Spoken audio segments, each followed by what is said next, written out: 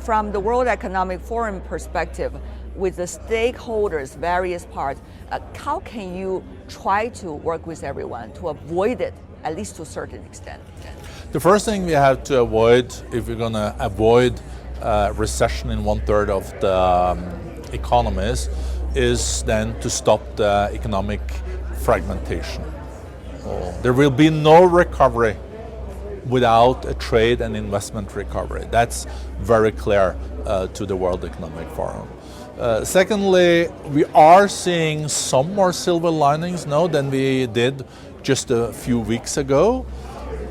We're more optimistic now on growth in China, especially towards the end of this year and next year. That's the second largest economy. So if that growth engine really starts to also use all its turbos, that will make a big difference. I really wonder, there's always two sides of every coin. How do you see this rhetorical side regarding China's growth and actually the real growth engine China has been played the role of? So my wish for this new year is less rhetoric, more trust, and more cooperation. On China, I think that China is now going through a few challenging months, but from the summer and in the fall, we do expect substantial economic growth again in China. And 2024, I think China is out of the woods.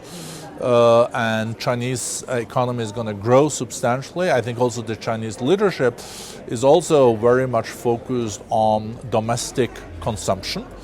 It's a huge home market. It's also a home market that is very attractive for other nations. When the annual meeting of the World Economic Forum wraps up this year, it is exactly the start of the Lunar New Year in China, the year of the rabbit. So, Brende, would you like to say something, Børge, to our audience about the new year? I'm so excited about the Spring Festival and that people in China can travel, and we know how much this means for the families. I wish every Chinese friend a happy Lunar Rabbit Year.